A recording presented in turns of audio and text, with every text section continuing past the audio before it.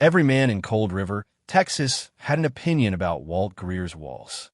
They had opinions about his gate, too, and his fence posts, and the way he spent 3 full summers hauling limestone blocks down from the ridge on a mule-drawn sled when every other rancher in the county was content to string barbed wire and call it a day. They had opinions about the strange angles he built into the corners, the narrow slits cut into the stone at shoulder height, the fact that the walls stood 7 feet tall and 2 feet thick around a house that was, by any measure, not worth protecting that hard. Waste of stone. Waste of time. Old man's gone peculiar, they said. Walt Greer heard every word of it. He just never explained himself. That was in 1879, the year the Harlan Voss gang rode into Comanche County and changed what every man, woman, and child in that territory understood about survival. I was the schoolteacher in Cold River at the time. My name is Ruth Aldridge, and I was 31 years old, young enough to think I understood danger, old enough to know better. I'm telling this story now because nobody else who was there that day is still breathing to tell it right. And it deserves to be told right. Because what Walt Greer built wasn't just a wall. It was a promise. And the night 20 outlaws rode into Cold River looking to collect on a blood debt, that promise was the only thing standing between a whole town and a shallow grave. But before you find out what happens next, if you're enjoying this story, hit that like button and subscribe. Tell me in the comments what country you're listening from. I love seeing how far these stories travel. Now stay with me, because what's coming will stay with you a long, long time. Walt had come to Cold River in the spring of 1871. He arrived alone, which wasn't unusual. He paid for his land in cash, which raised eyebrows.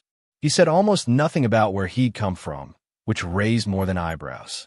He was somewhere between 55 and 60 years old, though it was hard to say exactly. His face was the kind that had stopped aging sometime around the moment life got truly serious. Brown eyes the color of saddle leather, close-cropped gray hair, hands that looked like they'd been carved from oak. He walked with a slight roll in his stride, like a man who'd spent too many years aboard a ship or crossing bad country on horseback. He built his house first, small, practical, with a low roof that didn't catch wind. Then he built his walls. Nobody asked him directly why. That wasn't the way things were done in Comanche County in those days. But they talked. Oh, they talked. My husband, Thomas, ran the general store. He told me the ranchers would come in on Saturday mornings and stand around the Cracker Barrel, making jokes about Walt Greer's fort. Old Hendricks from the Lazy H would slap his knee and say that when the Comanches came back, at least Walt would be safe while the rest of them got scalped in their beds. That always got a laugh. Walt never came in on Saturday mornings. He came in on Tuesdays, alone, bought what he needed, paid fare, and left. Didn't linger. Didn't converse. Wasn't unfriendly exactly, but wasn't what you'd call warm either. There was one time, when Billy Cochran's boy rode past Walt's place on a dare and shouted over the wall that the old man was building himself a coffin, just a really big one. Walt appeared at the gate, calm as Sunday morning, and looked at the boy for a long moment. "Son," he said, "I hope you never find out why I built these walls. But if the day comes when you do, you're welcome inside them." The boy rode home confused, told his daddy, who told everyone else. And they all laughed again. Crazy old man with his crazy old walls. That was 1876, 3 years before the Voss gang came to collect. Harlan Voss was not a man who arrived quietly. He sent word first. That was his style. He liked people to be afraid before he showed up, liked them to stew in it, liked the fear to do some of the work so his men didn't have to do all of it themselves.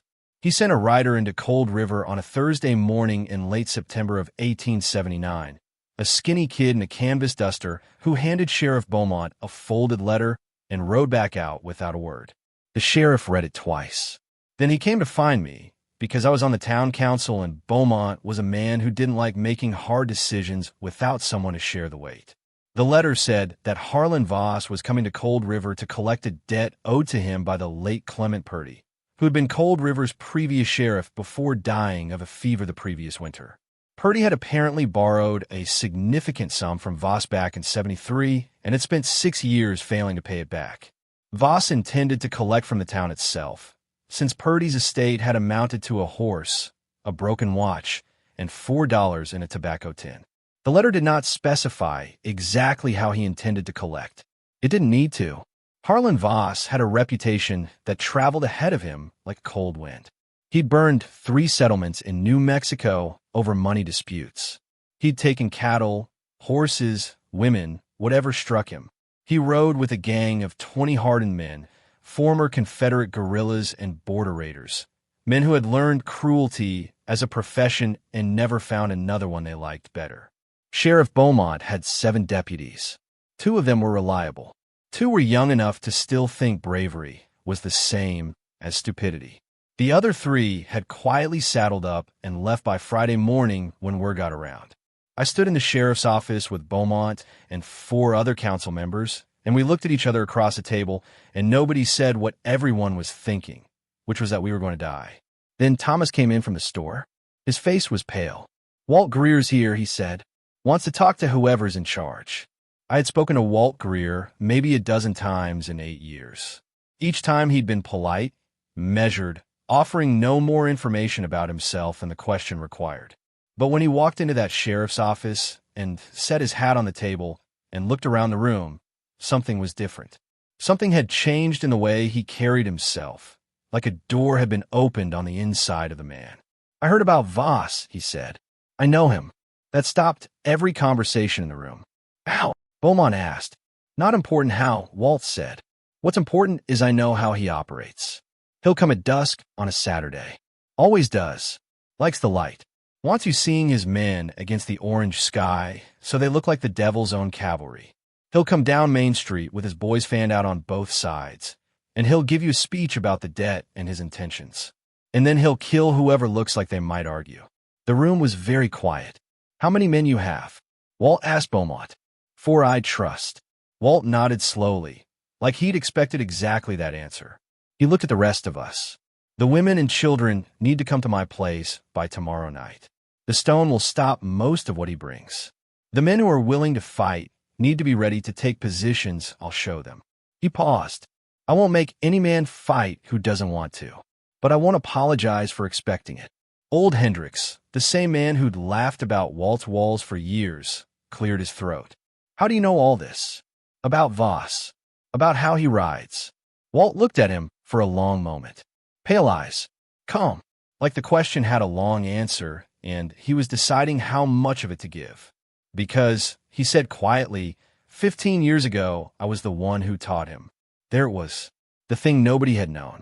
The thing that explained the walls, the silence, the way Walt Greer had lived on the edge of the county for 8 years trying to become invisible. He'd told us just enough. His real name didn't matter, he said. What mattered was that he'd ridden with Voss in the years after the war, when the border country was still wild enough to swallow men who didn't want to be found. He'd taught Voss tactics, patience, how to read terrain. He'd trained 20 raiders like you'd train soldiers, because that was what he'd been before everything went wrong. And then he'd watched what Voss became and walked away, left a note and a horse, and rode north and never looked back. Voss had spent 12 years knowing Walt was somewhere in the territory. He just hadn't known where. Until now. This attack wasn't about Clement Purdy's debt. We all understood that by Saturday morning. It was about an old score that had been waiting a long time to be settled. Walt spent Friday and most of Saturday moving people. 11 women, 14 children, 3 men too old or too lame to fight, all came through the gate in Walt's stone walls and settled in the yard and inside the small house. He'd laid in water, food, blankets. He'd thought about this. Not for weeks or months. For years. Outside, he positioned his fighters. Sheriff Beaumont behind the water trough at the north end of Main Street. Young Tommy Reardon up on the roof of the feed store with a Winchester. My husband Thomas and a rancher named Dan Coble stationed at either end of the alley beside the saloon.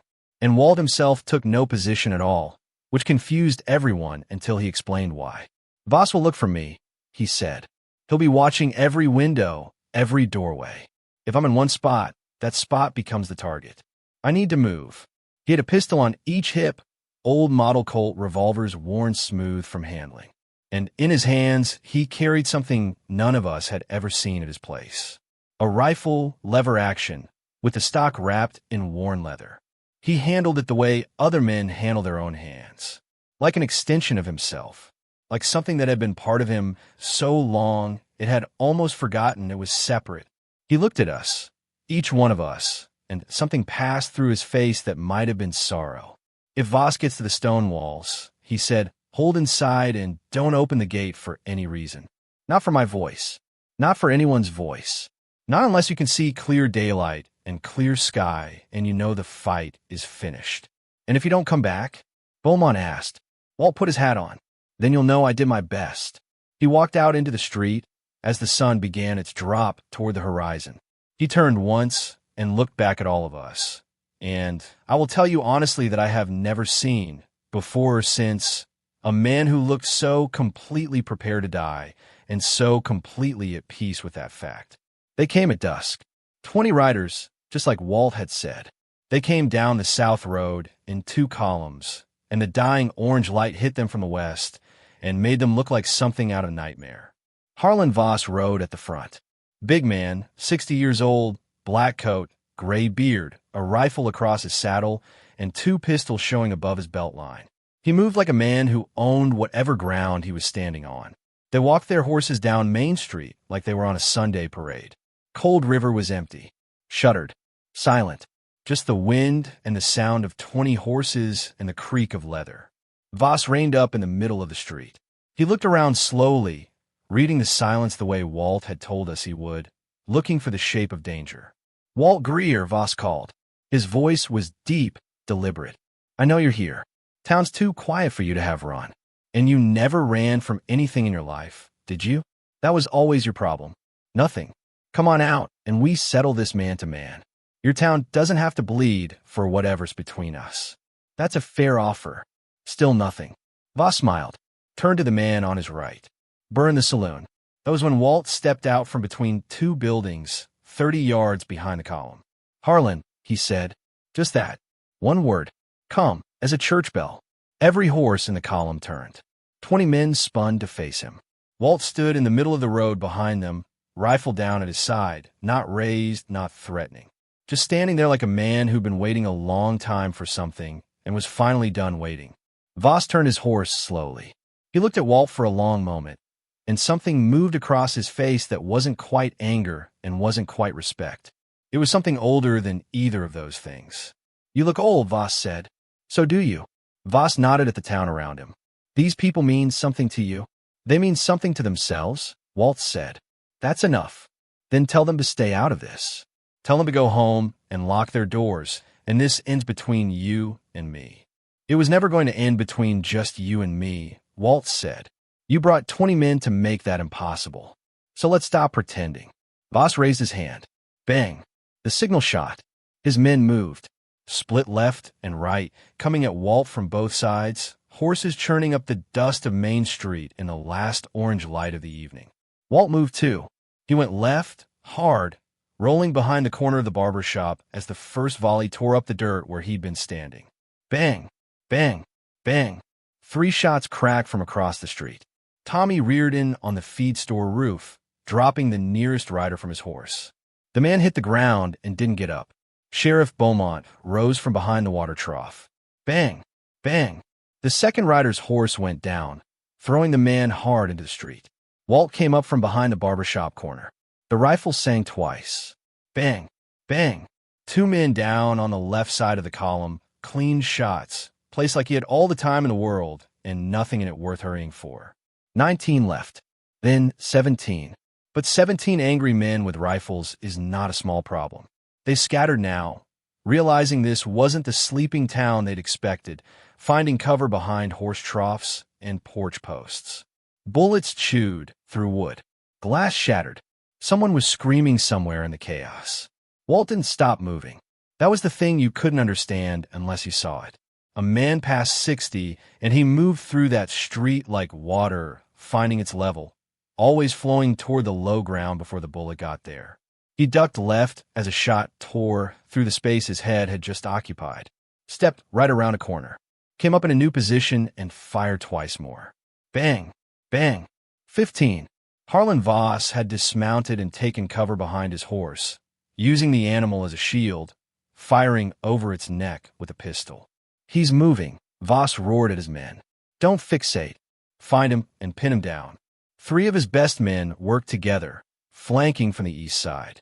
They moved through the alley beside the saloon, crouched low, professional. They almost made it through. Thomas and Dan Coble were waiting at the far end of that alley. Bang, bang, bang, bang. 2 of the 3 went down. The third turned and ran, and Thomas let him go because Thomas was a storekeeper, not a killer, and he knew the difference. 12 left. The fight was changing now. The outlaws who'd ridden in expecting easy pickings were starting to calculate a different mathematics. 3 of their men dead in the alley. For down in the street, their leader pinned behind a dying horse.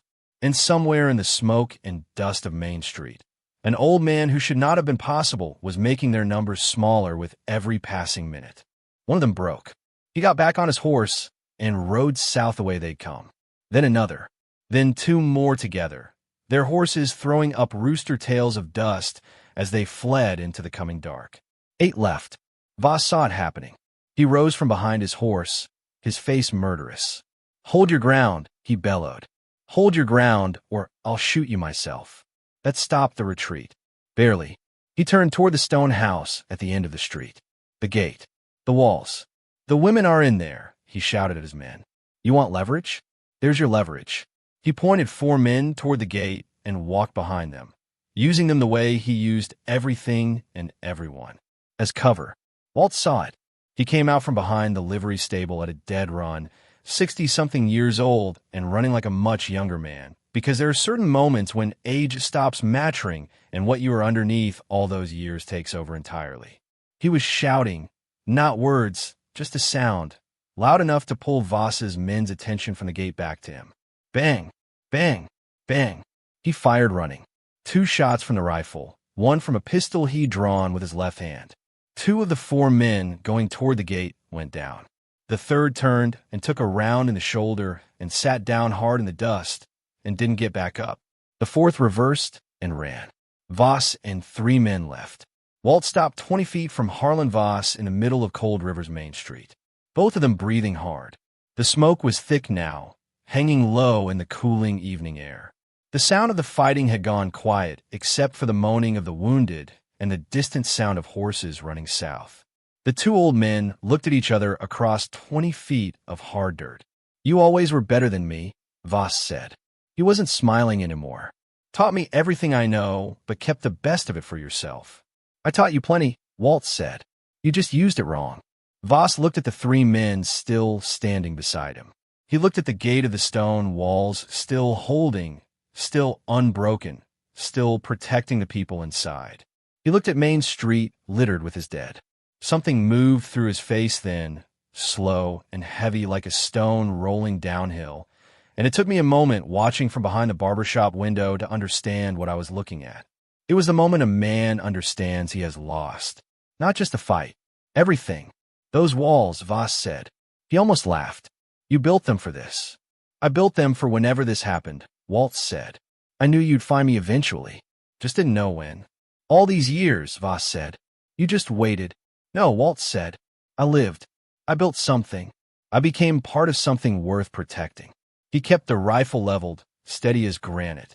"That's the difference between us, Harlan. You never had anything worth protecting. Just things worth taking." Voss was quiet for a long moment. Then he dropped his pistol into the dirt. His 3 remaining men, reading what that meant, followed. 3 guns hit the dust one after another. Beaumont came out from behind the water trough. Tommy Reardon climbed down from the roof. Thomas and Dan Coble came around from the alley. They bound Harlan Voss and his 3 men with rope from the livery and locked them in the jail to wait for the territorial marshal, who arrived 3 days later and took them north to stand trial for everything they'd done across 5 years and 3 territories. Harlan Voss was hanged in San Antonio the following spring. I read about it in the newspaper and felt nothing I could easily name. That night, after the fighting was done and the wounded were tended and the gate was opened and the women and children came back into the town, I found Walt Greer sitting on the low stone wall beside his gate. Just sitting there in the dark, looking up at the stars the way a man does when he's had a conversation with his own mortality and come out the other side of it still breathing. I sat beside him without asking. He didn't seem to mind. "You knew he'd come," I said. That's why you built the walls. I built the walls because guilty men don't sleep well, Walt said. And men who don't sleep well make mistakes. I didn't want my mistake to cost anyone here their life. You weren't guilty of anything tonight. Tonight, I wasn't.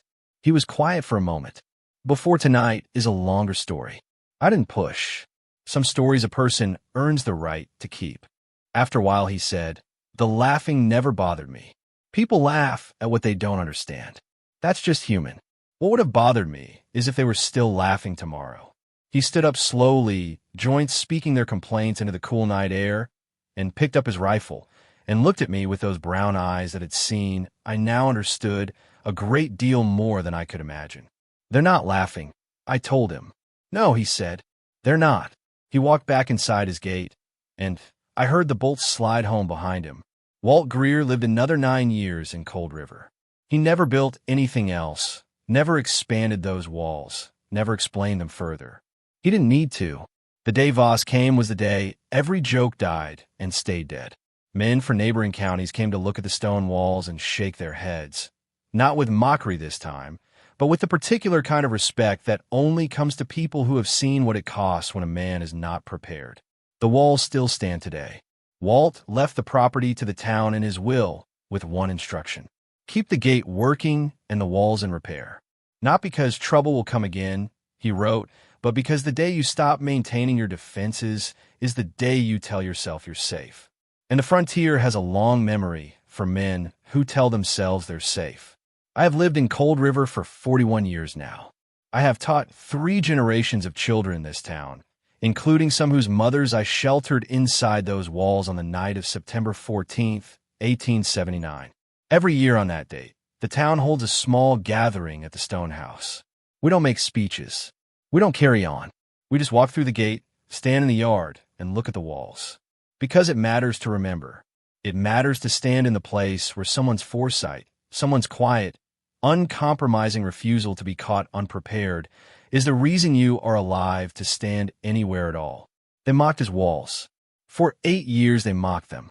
And then 20 outlaws came on a dusk in September, and the walls stood, and the people inside them lived, and the man who built them walked through smoke and gunfire and came out the other side still standing. That's not a story about violence. Not really. It's a story about a man who understood something the rest of us needed a long time and a great deal of terror to learn. That preparation is its own form of courage. That building something solid and true, something that will hold when the worst arrives, is not paranoia, is love. Walt Greer loved that town before the town knew it existed. He built his walls around it before it had any reason to believe they were needed. And when the night came, the walls held. Every single one of them. If this story sat with you the way it sat with me, do me a favor. Hit that like button and subscribe so you never miss another tale from the frontier. Drop a comment telling me what country you're listening from. I want to know how far this story travels, how many lives it reaches, how many people it reminds that quiet preparation and unspoken love are sometimes the bravest things a person can do. Until next time, partner, build your walls while the weather is good, and know that the people who laugh at you today may one day owe you their lives. Ride safe.